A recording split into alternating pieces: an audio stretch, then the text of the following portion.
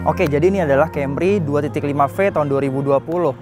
Dia tuh sedan premiumnya Toyota ya, biasanya dipakai sama eksekutif atau pejabat-pejabat gitu ya. Dan dia tuh segmennya ada di kelasnya Honda Accord atau kayak Mazda 6 gitu ya. Jadi si Camry ini, dia tuh ada 3 tipe, yang tipe G, tipe V, yang ini tipe V, sama satu lagi yang paling tinggi tipe hybrid. Dan tipe hybridnya itu lebih mahal sekitar 150 jutaan. Jadi dulu barunya itu yang ini sekitar 650 jutaan dan yang hybrid itu di kisaran 800 jutaan lah. Nah ini bekasnya tahun 2020 udah di angka sekitaran 545 juta rupiah. Dan kalau teman-teman mau lihat unitnya bisa langsung samperin aja di Auto High yang ada di Bursa Mobil Bintaro. Katanya sih ya di kelasnya tuh si Camry ini emang jadi sedan yang paling nyaman ya. Nanti kita cobain aja, makanya langsung aja simak di video berikut.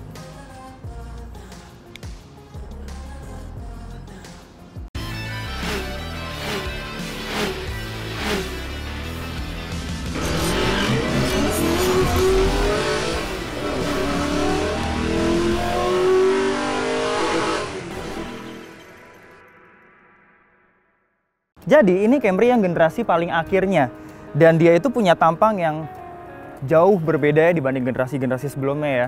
Dan kalau teman-teman biasanya lihat Camry itu dari generasi pertama sampai generasi sebelum ini, itu dia punya tampang yang kayaknya agak ngebosenin ya. Bukan ngebosenin sih sebenarnya, tampangnya sederhana, elegan, dan ya udah gitu aja gitu. Tapi yang di generasi ini yang paling baru, dia tuh tampangnya sekarang jadi jauh lebih atraktif.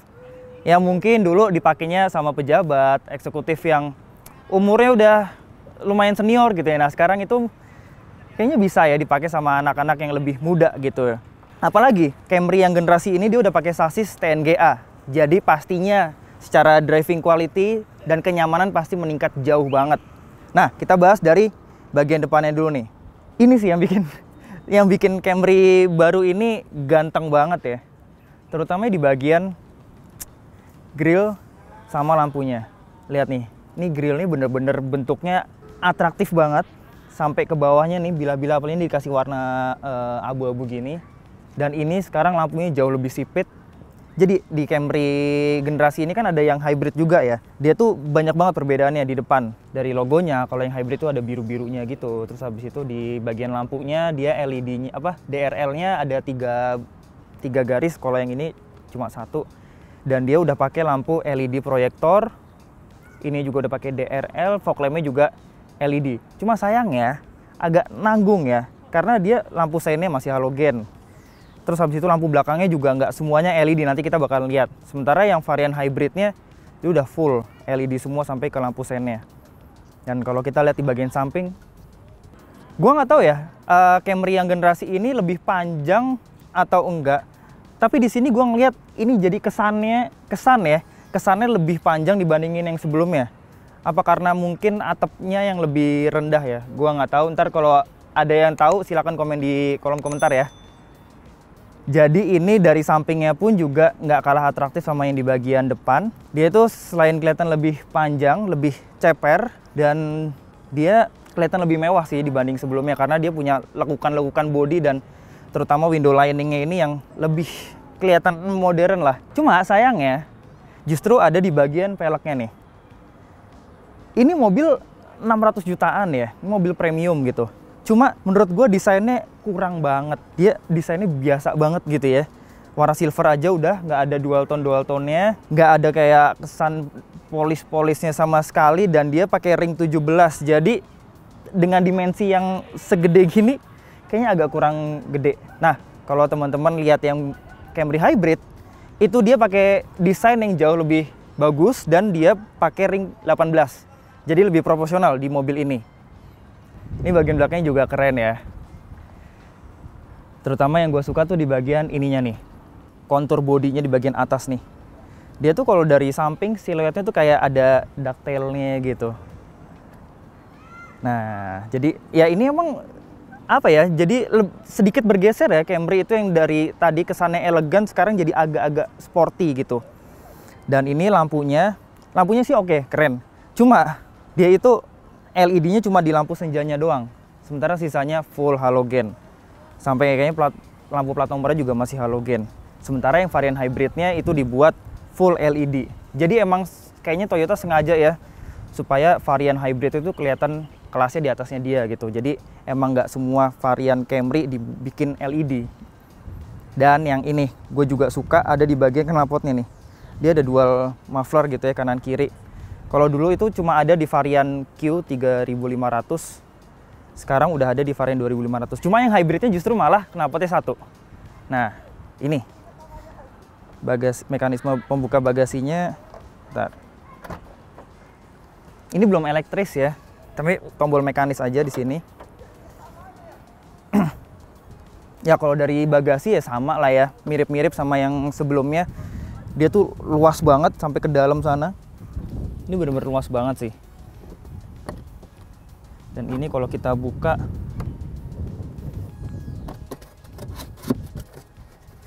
ini ada toolkitnya di sini, dan itu ban serepnya full size ya di bawah. Penempatannya rapih. Sekarang kita lihat mesinnya. Ini bagus ya, udah pakai hidrolis, udah dikasih peredam semuanya. Mesinnya juga cukup rapi.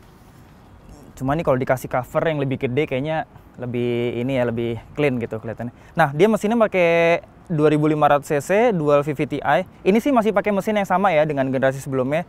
Tenaganya 183 horsepower dan torsinya 239 Nm.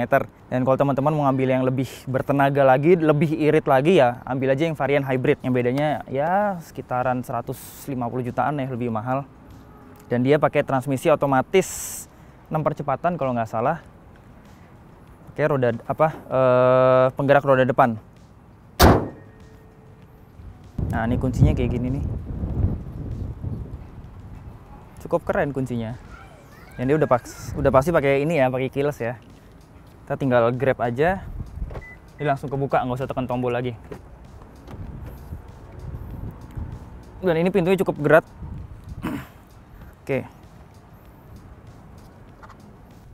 Oke, kesan pertama gue masuk ke sini. Ini interiornya berubah drastis dibanding generasi-generasi sebelumnya, dan sekarang itu ya mirip dengan eksteriornya, dia cenderung lebih sporty gitu ya.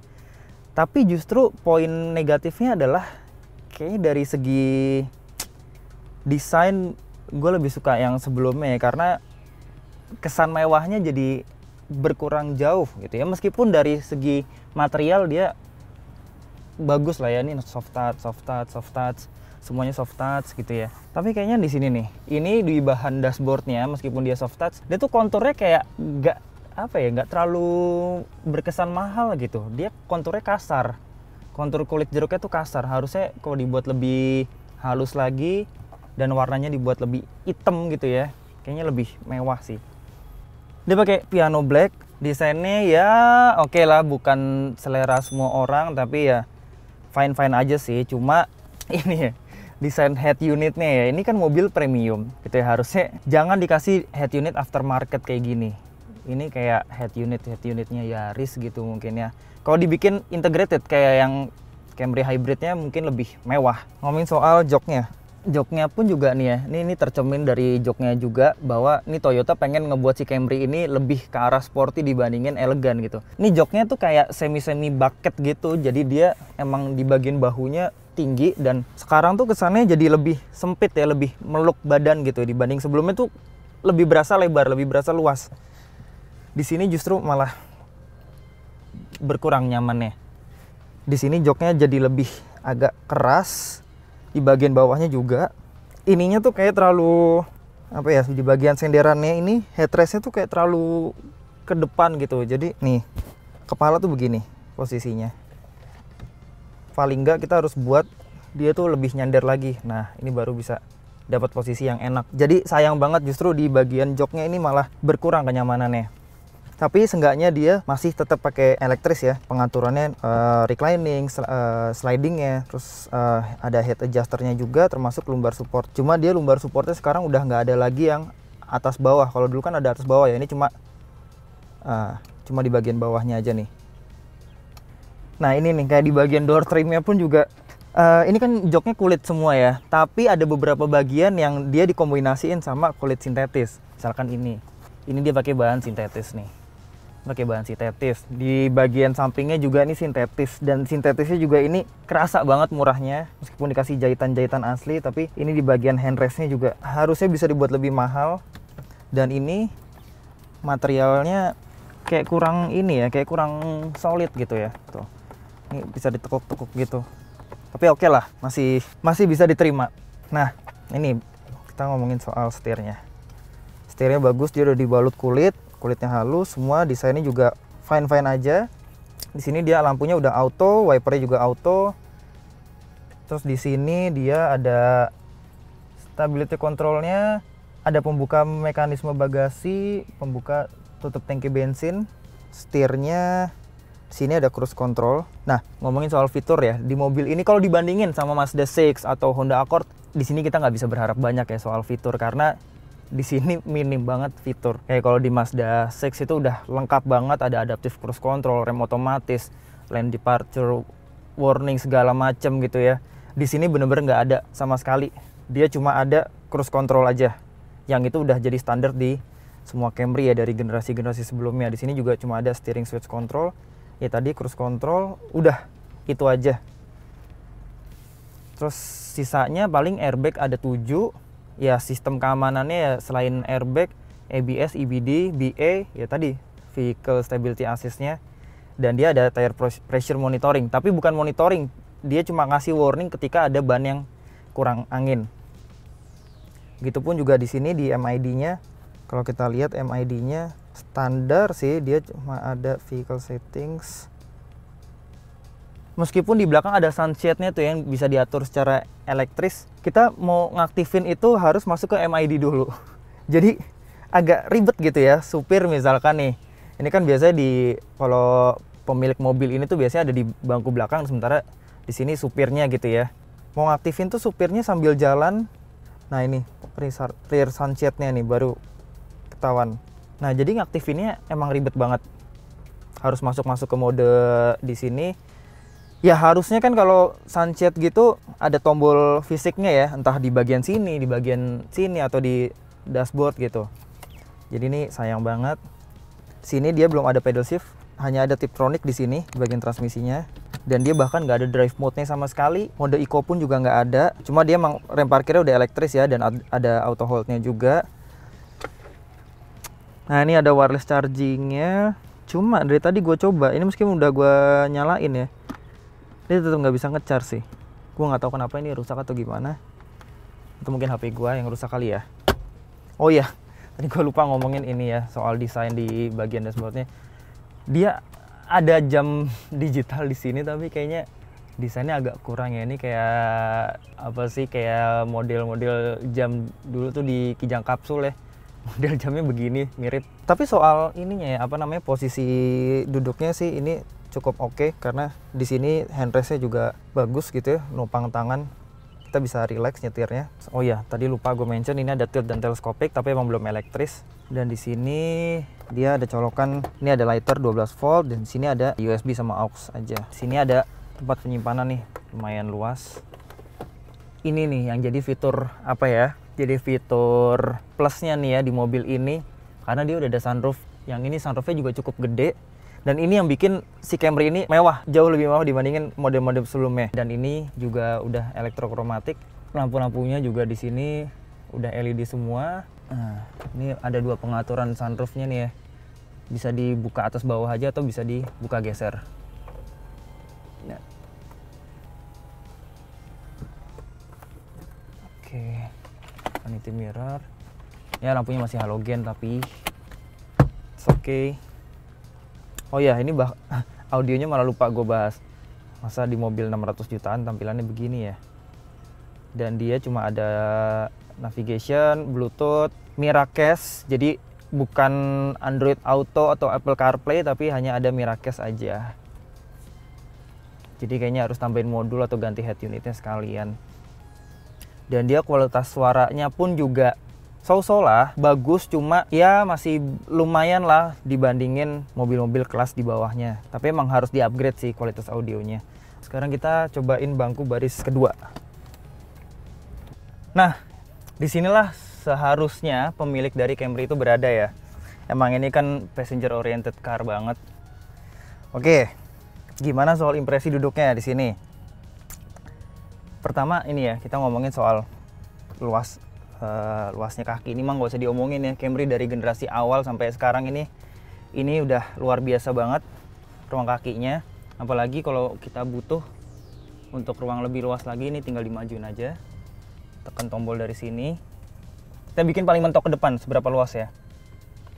Oke, segini. Dan kita dapat ruang kaki yang luar biasa banget luasnya di sini. Dan ini kita benar-benar bisa selonjoran.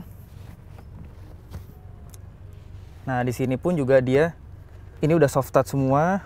Nah, lagi-lagi nih, bahan dari kulit door trimnya nih yang aduh, ini harusnya dikasih kulit asli gitu ya, lebih enak. Cuma gue suka di bagian handle-nya sama kayak yang di bagian depan, dia tuh segaris ya sama silver liningnya di sini. Jadi kesannya seamless gitu. Ini gue suka. Sininya pakai piano black, tapi di sini dia hard plastik ya. Ini hard plastik semua nih. Dan dia dikasih ini sunshade. Oke. Ini yang menurut gue juga apa ya? Kualitasnya menurun ya dibanding yang sebelumnya ya. Karena ini kalau didudukin, kepala gue tuh bener-bener nggak bisa relax. Ini jadi begini nih. Harusnya bisa lebih begini ya. Tapi ini jadi menunduk gini kepala, dan ini leher juga lumayan sakit. Ini agak aneh sih ya, di sebuah Camry kok duduk di bangku baris keduanya yang seharusnya ini posisi paling nyaman ya, tapi ini malah nggak nyaman sama sekali. Dan ini pun juga senderannya dia udah fix, nggak bisa direbahin lagi. Kecuali yang tipe hybrid masih bisa. Dan ini headrestnya pun juga, kalaupun di adjust naik turun, kita belum bisa dapat posisi yang relax. Ini masih nggak ergonomis buat leher. Dia bahan joknya cukup empuk di bagian sininya, sama di bagian sandarannya juga masih cukup empuk. Dan di sini kalau armrestnya kita buka, nah ini oke sih sebenarnya. Cuma ya itu, poin negatifnya ada di sini aja sih, ada di headrestnya aja. Jadi kita kurang bisa relax.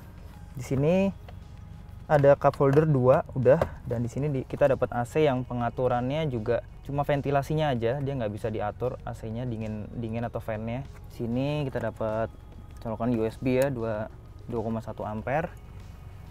Dan di sini, nah sini kayak ada jendelanya nih buat kita ngambil barang di bagasi tuh. Jadi kalau mau ngambil minuman, makanan gitu ya, bisa dari sini aja, nggak perlu dari bagasi luar.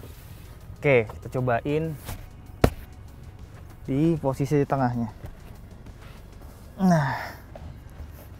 Nah ini tunnelnya agak tinggi nih ya. Tuh, kita lihat tunnelnya cukup tinggi nih di sini. Jadi emang kalau buat duduk bertiga ya agak kurang proper sih, karena kakinya harus gini. Mau begini pun ya jadi nggak nyaman gitu ya bagian pahanya. Dan ini ya sunshade-nya juga bukan cuma di kiri doang, tapi di sebagian kanan juga ada. Oke. Nah sekarang kita mau cobain nyetir. Sebelum jalan ya, nih gue mau kasih lihat nih. Terus deh, ini kok belum auto ya? Oh di sini dia. Oh, dengar nggak? Ini kayak nutup pintu Avanza di mobil harga 600 jutaan. Harusnya ini bunyinya nggak sekencang ini sih untuk sebuah Camry. Jadi sayang banget ya, hal-hal kecil kayak gitu harusnya lebih diperhatiin. Karena bayang ya kalau kita lagi jalan gitu, kletak. Oke lah, kita langsung cobain aja ya driving impressionnya.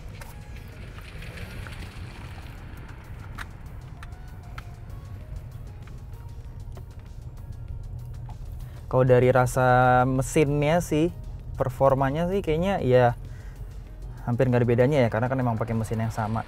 Tapi dari rasa setirnya ini beda jauh sih. Dia tuh dibelokin dikit, itu langsung belok. Dan dia emang rigiditasnya juga meningkat jauh banget. body roll-nya juga berkurang. Ya meskipun kita belum nyobain di jalan raya ya, tapi dari parkiran gini udah kerasa sih. Ini sekarang lebih fun to drive.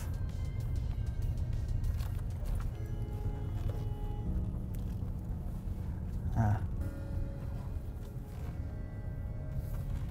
Lebih enak aja gitu ya buat belok-belok atau berkendara agresif pastinya pakai ini. Karena kalau Camry yang sebelumnya tuh kan kayaknya setirnya tuh hambar gitu. Ini dia lebih direct. Oh. Oke lah ini. Dan dengan suspensi yang tetap empuk pastinya. Jadi emang ini di Camry yang generasi ini dengan pakai sasis barunya TNGA itu emang bener-bener berimbas positif banget di soal driving impression sama kenyamanannya.